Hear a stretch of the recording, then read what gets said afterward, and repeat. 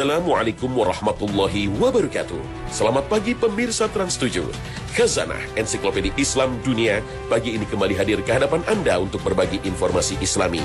Semoga menginspirasi dan menjadi motivasi aktivitas Anda hari ini. Seorang bocah di Jurangmangu Timur, Pondok Aren, Tangerang Selatan tengah menjadi sorotan di media sosial. Karena di usia sekolah dan bermain, dia sudah berjualan cilok untuk memenuhi kebutuhan keluarganya. Setiap pulang sekolah, anak yatim piatu ini harus meluangkan waktu berjualan cilok sepulang sekolah setiap harinya. Sebenarnya keinginan putra yang saat ini berusia 12 tahun ini tak muluk-muluk, hanya menghasilkan pundi-pundi rupiah untuk membeli kebutuhan pokok dan membantu menyekolahkan sang adik yang masih di sekolah taman kanak-kanak dan satunya masih bayi. Saat ini putra tinggal di kawasan Pengepul Rongsokan di Jalan Sarmili, Jurangmangu Timur, Pondok Aren Selatan bersama kakak dan kedua adiknya. Meski hidup dengan segala keterbatasannya, apalagi tak lagi memiliki orang tua, putra tak ingin hidupnya tenggelam dalam kesedihan dan kesulitan. Maka baginya ibadah selalu mengiringi hidupnya. Setiap hari ia rutin menjalani sholat dan mengaji tepat waktu di musola sekitar tempat ia bernaung. Selain sebagai wujud baktinya kepada orang tua, mendoakannya agar mendapatkan kemudahan di alam kuburnya, aktivitas ibadah inilah yang menjadi tempatnya berkeluh kesah, mengadu kepada Allah Subhanahu wa Ta'ala. Kedua orang tua putra meninggal dunia setahun lalu. Sang ayah meninggal karena penyakit paru-paru, sementara sang ibu meninggal saat melahirkan adiknya yang paling kecil. Sejak itu putra harus berjuang mencari rezeki, menjemput berkah dari Allah dengan berjualan cilok. Pada mulanya, sebelum memiliki modal, putra menjual cilok buatan sang bibi. Sedikit demi sedikit dia kumpulkan keuntungannya untuk modal.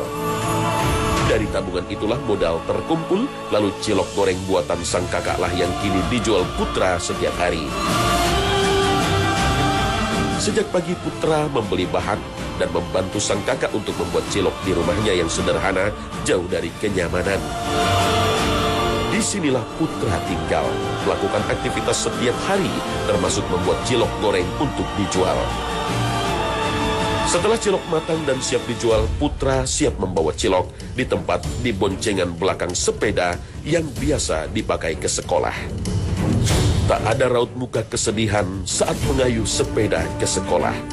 Beban berat yang dipikul sama sekali tak menepis semangat putra belajar dan mencari nafkah demi dapur keluarganya tetap mengepul. Ya sebenarnya masih sedih, pengen main sama teman-teman, ngumpul. Tapi buat ade mah udah biasa lah. Selama Allah masih ada, kita jangan pantang menyerah, teruslah berdoa. Karena Allah Maha Adil. Pengennya mah sekolah, tapi kalau sekolah kalau nggak jualan ya kasihan ade yang beli susu kan. Kalau kakak ipar kan kalau nyupir angkot kadang dapat kadang nggak. Meski aktivitasnya cukup padat untuk mencari rezeki, kegiatan belajar di dalam kelas tetap diikuti seperti layaknya siswa lainnya.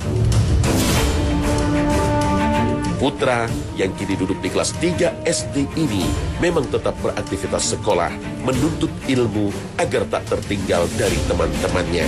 Aktivitas jualan yang cukup menyita waktu memang membuat dirinya sering tak mengikuti jam pelajaran, sehingga tertinggal pelajaran dari teman-temannya, dan itu cukup berpengaruh pada proses belajarnya. Namun ia tetap menjalaninya dengan ceria dan percaya diri. Tepat pukul 16.30, putra kemudian mengayuh sepeda menuju lapaknya, tempat ia berjualan di sepanjang jalan kampus STAN Tangerang. Tak perlu berlama-lama, sesaat setelah sampai, dagangan putra langsung diserbu pembeli. Cukup dengan harga Rp2.000, tak sampai hitungan jam, cilok terjual habis. Sebetulnya sih saya sebetulnya merasa kasihan ya, karena anak-anak itu kan tugasnya buat sekolah gitu, tapi ya karena terpaksa buat membantu ekonomi keluarga ya mau apa. Ya mudah-mudahan sekarang lebih tahu juga yang lain gitu, bisa bantu adiknya buat beli gitu, sekalian jajan juga kan gitu. Anaknya baik, terus rajin, terus nggak nyusahin kakaknya meskipun nggak ada bapak mamanya. Kisah putra yang rela mengesampingkan masa kanak-kanaknya demi bekerja mencari nafkah demi kehidupan keluarganya patut mendapat perhatian. Dengan berusaha dan bekerja disertai dengan tawakal kepada Allah Subhanahu wa ta'ala, insya Allah jalan-jalan terang akan terbuka di hadapannya. Bukankah Allah Subhanahu wa ta'ala telah berjanji dalam firman-Nya, dan barang siapa bertawakal kepada Allah, niscaya Allah akan mencukupkan keperluannya. Sesungguhnya Allah melaksanakan urusan yang dikehendakinya. Sesungguhnya Allah telah mengadakan ketentuan bagi tiap-tiap sesuatu. Al-Quran Surah At-Talaq ayat 3. Hal ini ditegaskan pula oleh sabda Rasulullah SAW. Sungguh, seandainya kalian bertawakal kepada Allah sebenar-benar tawakal, niscaya kalian akan diberi rezeki sebagaimana rezeki burung-burung. Mereka berangkat pagi-pagi dalam keadaan lapar dan pulang sore hari dalam keadaan kenyang. Hadis riwayat Ahmad, Tirmizi, dan Ibnu Majah. Setiap orang yang berusaha dan yakin akan karunia Allah, niscaya akan diberikan kemudahan dalam menjalani kehidupan, apapun cobaan yang diberikan.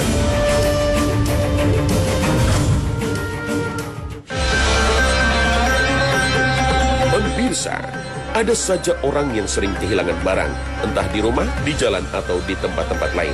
Ada yang menyebutkan orang yang sering kehilangan barang itu karena kurang sedekah. Benarkah demikian? Selain itu, kita kaum muslim hendaknya memperbanyak sholat sunnah. Mengapa harus memperbanyak sholat sunnah? Jangan kemana-mana. Sesaat lagi, Khazanah segera kembali.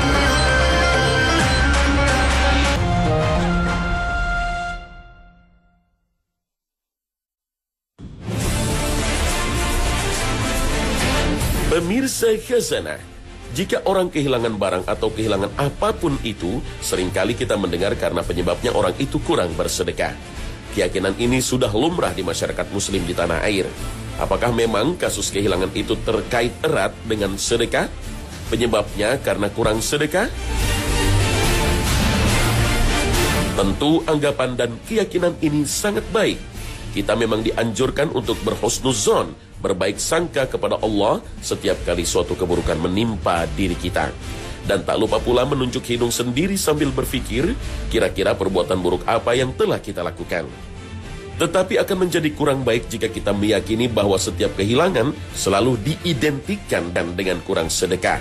Sehingga jika ada orang lain yang kehilangan sesuatu, serta-merta kita katakan, pantas saja, paling dia kurang sedekah, makanya barangnya hilang. Seolah kita dapat menebak bahwa setiap orang yang kehilangan pasti karena lalai, kurang menginfakkan hartanya. Selain tidak ada nas agama yang menyatakan secara eksplisit bahwa setiap kehilangan selalu paralel dengan kelalaian dalam bersedekah, layaknya suatu musibah juga tidak selalu terjadi untuk menghukum orang yang ditimpanya. Perlu diingat bahwa Allah lah yang berhak mengambil setiap harta yang dititipkannya kepada siapapun, bahkan tanpa alasan apapun. Semua atas kehendak Allah. Bisa jadi kehilangan itu bukan musibah karena kurang bersedekah, tetapi Allah sedang menginginkan hambanya itu tidak mencintai dunia melebihi cinta kepadanya. Sehingga Allah menetapkan orang itu kehilangan berturut-turut agar mawas diri, lantas tak lagi merasa berat jika harus berpisah dengan dunia. Atau mungkin kehilangan itu adalah cara Allah agar orang itu semakin dekat kepadanya, agar mengalir doa-doa, dan agar kelak orang itu merasakan bahagia yang luar biasa saat dipertemukan oleh Allah dengan nikmat yang berlipat-lipat. Bukankah lapar akan mengantarkan seseorang pada nikmat seteguk air, dan kehilangan akan mengantarkan pada nikmat perjumpaan? Perjumpaan kembali dengan sesuatu yang telah hilang, bahkan dalam jumlah yang lebih banyak. Maka berbuatlah adil terhadap diri sendiri dan juga kepada orang lain. Berikan teguran keras pada diri sendiri dan prasangka baik kepada Allah atas yang menimpa orang lain. Sebab kita mengetahui apa yang kita lakukan dan tidak mengetahui apa yang orang lain kerjakan. Kehilangan tidak identik dengan kurang sedekah, dan kurang sedekah tidak identik dengan kehilangan. Keduanya tidak memiliki hubungan sebab akibat yang mutlak. Namun demikian, juga kasus-kasus kehilangan tidak berarti tidak ada hubungannya sama sekali dengan kurangnya sedekah. Ada nas agama yang bersifat umum dan bisa ditarik ke pemahaman yang seperti itu. Misalnya, ada sebuah hadis dari Abu Hurairah radhiyallahu anhu yang menyatakan bahwa Rasulullah SAW bersabda, "Tidaklah para hamba memasuki waktu pagi hari kecuali ada 2 malaikat turun ke dunia. Salah satu dari mereka berdoa, 'Ya Allah, berikanlah ganti yang baik kepada orang yang berinfak.' Sedang malaikat yang satunya lagi mengatakan, 'Ya Allah, timpakanlah kerusakan pada harta orang yang menahan hartanya.'" Hadis riwayat Bukhari dan Muslim. Orang yang menahan hartanya akan didoakan buruk oleh malaikat agar hartanya rusak. Apa maksudnya hartanya rusak di sini? Rusak bisa berarti rusak secara materi atau maknawi. Rusak secara materi bisa dalam bentuk hartanya habis karena ditipu orang. Rusak dimakan tikus, terbakar, hilang begitu tanpa diketahui sebabnya secara pasti, atau karena sebab lain yang seperti itu. Sedang rusak secara maknawi bisa berarti rusak keberkahannya, sehingga pemiliknya tak bisa memanfaatkan harta tersebut untuk kebaikan. Dampak paling kelihatan, harta yang dimilikinya tidak akan mendatangkan ketentraman hati dan tidak pula menambah kedekatannya kepada Allah Subhanahu wa Ta'ala. Jadi, dalam rangka mawas diri atau memberikan nasihat kepada orang lain yang memang mengharapkannya, kita boleh menganggap musibah kehilangan harta yang menimpa kita sebagai peringatan bila sedekah atau infak kita perlu ditingkatkan lagi. Inilah yang dimaksud dengan doa malaikat agar Allah memberikan pengganti kepada orang yang berinfak dan memberikan kerusakan kepada orang yang tidak mau berinfak.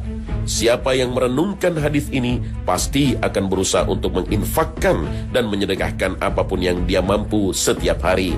Tidak harus besar, bisa dengan sesuatu yang ringan. Sarapan untuk orang miskin, sebungkus nasi untuk orang membutuhkan, sebotol air untuk orang yang memerlukan, sebutir buah untuk orang miskin, makanan ringan untuk anak-anak, panganan untuk teman sekantor, dan semisalnya. Bukan hanya kepada orang lain, apa yang kita berikan sebagai nafkah wajib kepada istri dan anak-anak kita masuk di dalamnya. Bahkan termasuk makna utama dari hadis ini. Jika berharap keridhaan Allah dalam amal ini, niscaya Dia akan memberikan pahala besar dan ganti lebih baik. Allah Subhanahu wa Ta'ala berfirman, "Dan barang apa saja yang kamu nafkahkan, maka Allah akan menggantinya, dan Dialah pemberi rezeki yang sebaik-baiknya." Al-Quran Surah Saba ayat 39. Menjelaskan ayat ini, Imam Ibnu Katsir rahimahullah menjelaskan, apapun yang kamu infakkan dalam apa yang diperintahkan kepadamu atau yang dibolehkan untukmu, maka Dia akan memberikan gantinya untukmu di dunia dan di akhirat dengan ganjaran dan pahala. Penafsiran ini lalu didukung dengan firman Allah dalam hadis qudsi, "Berinfaklah, niscaya aku akan berinfak kepadamu." Hadis riwayat Bukhari dan Muslim. Penafsiran ini juga dikuatkan oleh hadis tentang doa malaikat bagi orang yang berinfak dan orang yang pelit. Nabi SAW bersabda, "Tiada hari kecuali pada pagi harinya ada 2 malaikat yang turun. Lalu salah satunya berdoa, 'Ya Allah, berilah ganti untuk orang yang berinfak.' Sedangkan yang lain berdoa, 'Ya Allah, timpakanlah kerugian kepada orang yang kikir, tidak berinfak.'" Hadis riwayat Bukhari dan Muslim. Berkat doa baik dari malaikat, Allah memberikan ganti yang lebih baik dari harta yang diinfakkan, baik di dunia maupun di akhirat. Ya Allah, berilah ganti dari harta orang yang berinfak. Wallahu a'lam.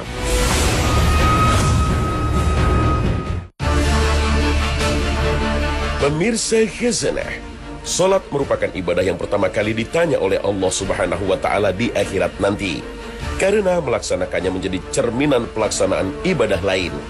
Semua rukun Islam terwakili dalam solat.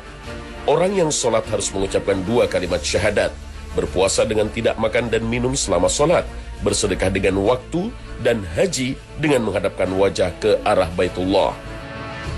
Solat juga menjadi tiang agama, karena siapa yang menegakkannya maka ia telah menegakkan agama. Sebaliknya, barang siapa merobohkannya, maka ia telah merobohkan agama. Namun seperti kita sadari, kualitas solat kita tidaklah stabil. Pasang surut, naik turun sesuai dengan tingkat semangat kita atau kondisi kesehatan kita. Jika demikian halnya, mungkinkah agama kita harus roboh seiring dengan menurunnya kualitas solat wajib kita? Tidak. Allah Subhanahu wa Ta'ala masih sayang kepada kita. Allah masih mengasihi kita. Allah masih memberikan kesempatan kepada kita untuk menambah lubang-lubang yang mungkin timbul saat kita melaksanakan sholat wajib secara kurang sempurna. Allah masih memberikan kesempatan untuk menambahnya dengan melakukan sholat-sholat nawafil atau sholat tatawu atau sholat sunnah yang mengiringi sholat wajib. Rasulullah SAW bersabda, sesungguhnya amalan yang pertama kali dihisab dari manusia di hari kiamat nanti adalah sholat. Allah yang maha agung dan maha perkasa berfirman kepada malaikatnya, sedangkan dia lebih tahu tentang apa yang ditanyakannya itu. Lihatlah sholat hambaku, apakah dia melakukannya secara sempurna ataukah ada yang kurang? Jika sholatnya sempurna, maka akan dicatat baginya pahala yang sempurna. Sebaliknya, jika dalam sholatnya ada sedikit kekurangan, maka Allah berfirman, lihatlah, apakah hambaku memiliki sholat sunnah? Jika dia memiliki sholat sunnah, Allah berfirman, tutuplah kekurangan yang ada pada sholat wajibnya dengan sholat sunnahnya. Kemudian amalan lainnya juga akan diperlakukan seperti ini. Hadis riwayat Abu Daud, Ibnu Majah dan Ahmad dari Abu Hurairah. Kita tahu dengan pasti bahwa tidak ada orang yang yakin bahwa sholat 5 waktunya dikerjakan secara sempurna. Kadang kita tidak konsentrasi, tidak khusyuk, menghadirkan hati. Juga kadang kita tidak tawadhu, tenang dalam sholat. Maka itulah manfaat sholat sunnah akan menutupi kekurangan pada sholat wajib kita. Sholat sunnah akan menghapuskan dosa dan meninggikan derajat. Ma'dan bin Abu Tolhah al-Ya'mari menuturkan, aku pernah bertemu dengan Sauban radhiyallahu anhu, bekas budak Rasulullah SAW. Lalu aku berkata kepadanya, beritahukan kepadaku suatu amalan yang karenanya Allah Subhanahu wa Ta'ala memasukkanku ke dalam surga. Sauban diam, tidak menjawab. Ma'dan bertanya lagi untuk kedua kalinya, dan Sauban pun masih tetap diam.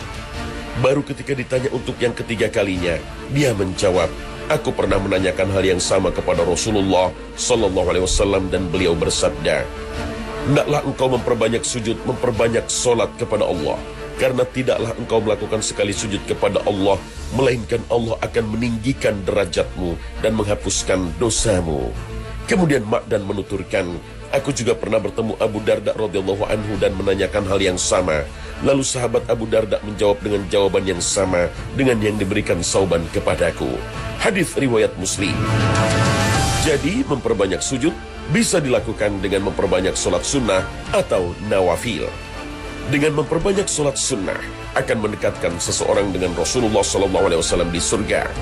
Rabi'ah bin Ka'ab al-Aslami radhiyallahu anhu pernah menuturkan, saya pernah bermalam bersama Rasulullah SAW, lalu aku membawakan air wudunya dan air untuk hajatnya.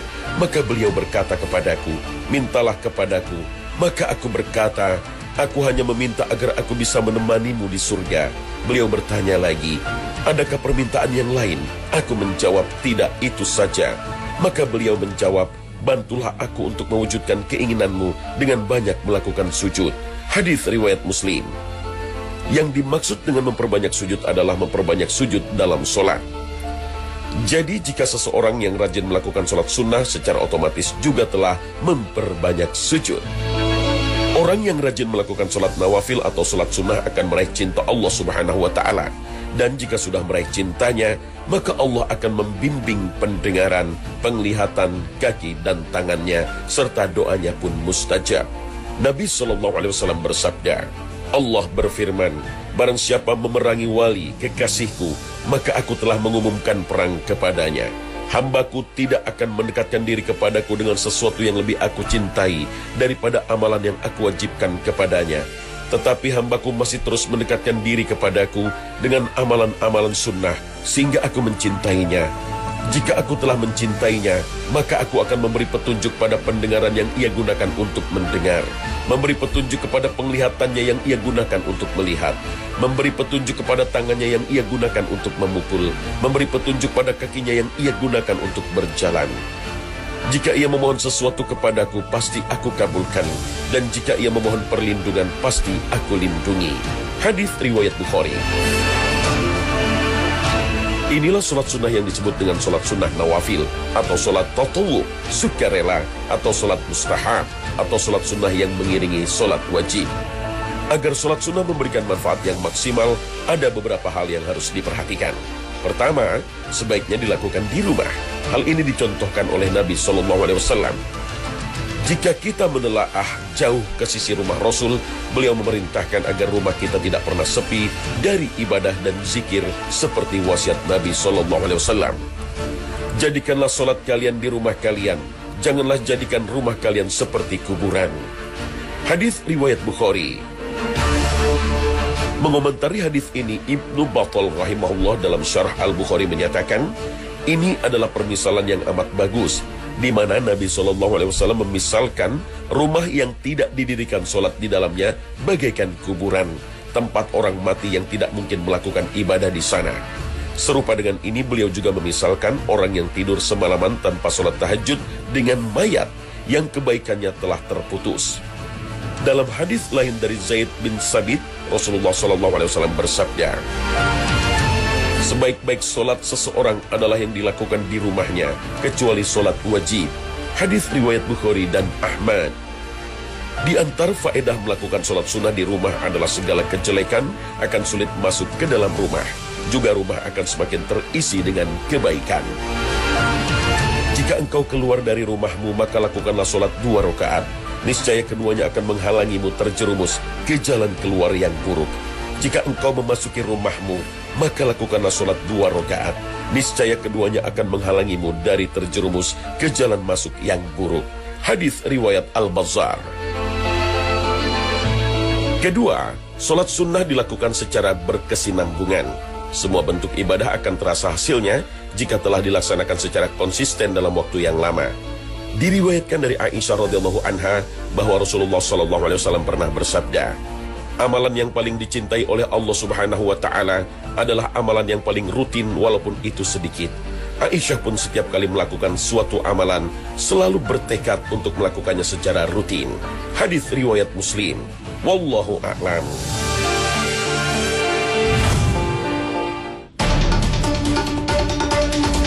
Pemirsa, jangan lihat sesuatu pada permukaannya saja. Sekelompok biker yang seringkali dipandang negatif berinisiatif menggelorakan waktu paling berbahaya dalam sehari. Waktu subuh yang sangat berbahaya jika tidak digunakan dengan baik. Jangan kemana-mana. Sesaat lagi, Khazanah segera kembali.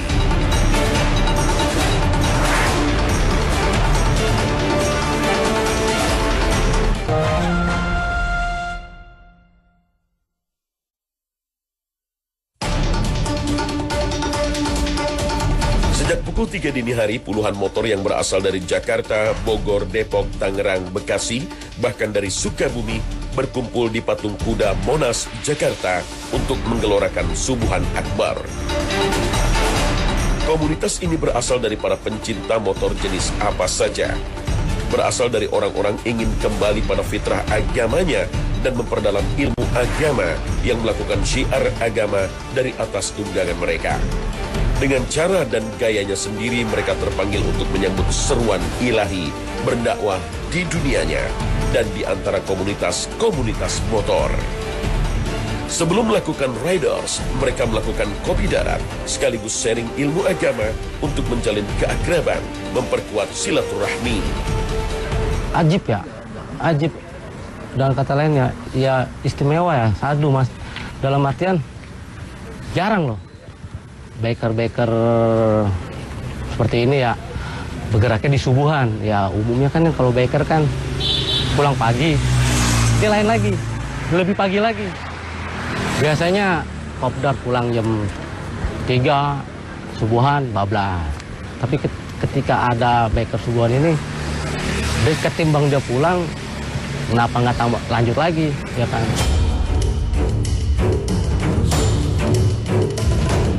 Setelah semua berkumpul, saatnya berjelajah bersama, melintasi jalan raya dengan hawa sejuk malam hari ibu kota. Semua peserta tampak tertib, mentaati semua peraturan jalan raya, tak tampak ugal-ugalan dalam berkendara seperti yang banyak dikesankan orang. Dan inilah tujuan mereka, Masjid Ramli Mustofa di daerah Sunter, Jakarta. Masjid megah yang berada di sisi Danau Sunter yang mencuri banyak perhatian karena arsitekturnya yang istimewa.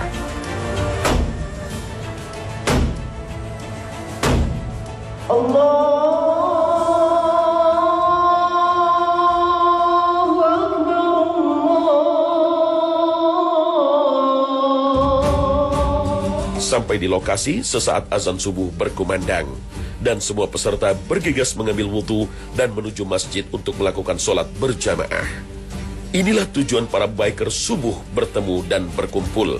Inilah yang hendak digelorakan, menggalakkan kesadaran sholat subuh. Mengapa dipilih waktu subuh? Allah bersumpah dalam surat Al-Fajr, demi fajar waktu subuh. Kemudian dalam surat Al-Falaq Allah mengingatkan, katakanlah, aku berlindung kepada Tuhan yang menguasai waktu subuh.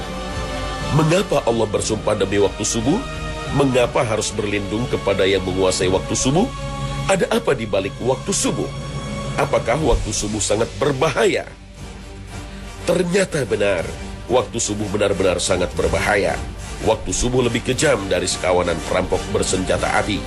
Waktu subuh lebih menyengsarakan dari derita kemiskinan. Waktu subuh lebih berbahaya dari kobaran api yang disiram bensin. Jika ada sekawanan perampok menyatroni rumah kita dan mengambil paksa semua barang, emas dan semua perhiasan di gondolnya, uang cash puluhan juta ditilepnya, laptop yang berisi data-data penting Anda juga diembatnya, mobil yang belum lunas juga digasaknya. Bagaimana rasa pedih hati kita menerima kenyataan ini? Ketahuilah bahwa waktu subuh lebih kejam dari perampok itu. Karena jika kita tertindas sang waktu subuh sampai melalaikan sholat fajar, maka kita akan menderita kerugian yang lebih besar dari sekedar laptop dan mobil. Kita kehilangan dunia dan segala isinya. Karena Rasul SAW bersabda, 2 rakaat fajar lebih baik dari dunia dan segala isinya. Hadis riwayat Muslim. Maka waktu subuh lebih menyengsarakan dari sekedar kemiskinan dunia. Karena bagi orang-orang yang tergilas waktu subuh hingga mengabaikan sholat subuh berjamaah di masjid, maka hakikatnya merekalah orang-orang miskin sejati yang hanya mendapatkan upah 1/150 atau 0,7% saja pahala sholatnya. Dan barang siapa yang sholat subuh berjamaah, maka ia bagaikan sholat semalam suntuk. Hadis riwayat Muslim. Kita bisa bayangkan, sholat semalam suntuk berarti sholat yang dikerjakan mulai dari tenggelamnya matahari sampai terbit fajar. Benar-benar fantastis, sama dengan sholat selama 10 jam, atau kurang lebih 150 kali sholat. Betapa agung keutamaan sholat subuh berjamaah ini. Betapa malangnya orang yang tergilas waktu subuh, orang-orang yang mengabaikan sholat subuh berjamaah di masjid. Agar tidak merasakan tindasan waktu subuh yang lebih kejam dari perampokan, agar tidak terkena gilasan waktu subuh yang lebih menyengsarakan dari derita kemiskinan, dan agar tidak tertelan gerusan waktu subuh yang lebih berbahaya dari kobaran api, maka Allah berfirman, katakanlah, aku berlindung kepada Tuhan yang menguasai waktu subuh. Al-Quran Surah Al-Falaq ayat pertama. Yaitu dengan memanfaatkan waktu subuh sebaik-baiknya, maka lakukan sholat sunnah dan sholat berjamaah di masjid. Tak heran jika komunitas biker subuh mengikrarkan dirinya untuk menggelorakan waktu subuh. Ini bukan waktu biasa, ditetapkan teksnya oleh langit. Awalnya, komunitas ini terbentuk oleh ide seorang pria yang memiliki bengkel Wieryo Custom ini. Awal terbentuknya biker subuhan karena banyak yang berkumpul di bengkel dan mayoritas mereka beragama Islam dan memiliki semangat untuk menyebarkan nilai-nilai agama. Sebetulnya untuk memperbaiki akhlak kita, yang awalnya dulu kita ugal-ugalan di jalan, atau mungkin kita banyaklah sering nyakitin orang di jalan. Nah, kita sudah saatnya membenahi diri lah untuk lebih baik lagi. Dari mulai subuhan berjamaah, keliling tiap masjid per minggunya, taklim, lalu kita ada ya semacam kayak baksos dan lain-lain, banyak. Dari subuh berjamaah ini dan dilanjutkan dengan pengajian di depan masjid di samping parkiran motor, mudah-mudahan akan memberikan warna tersendiri dalam dunia dakwah di bidangnya masing-masing. Dari penampilannya yang sering dipandang sebelah mata karena sering dipandang ugal-ugalan, komunitas biker subuh berbuah menjadi komunitas positif yang bermanfaat diri dan sesama. Semoga Allah Subhanahu wa Ta'ala memberikan keberkahan pada kita semua. Amin ya Rabbal Alamin.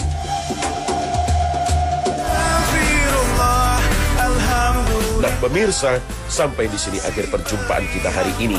Semoga Allah Subhanahu wa Ta'ala senantiasa memberikan hidayah dan taufiknya kepada kita. Amin ya Rabbal Alamin. Terima kasih atas perhatian Anda. Wassalamualaikum warahmatullahi wabarakatuh.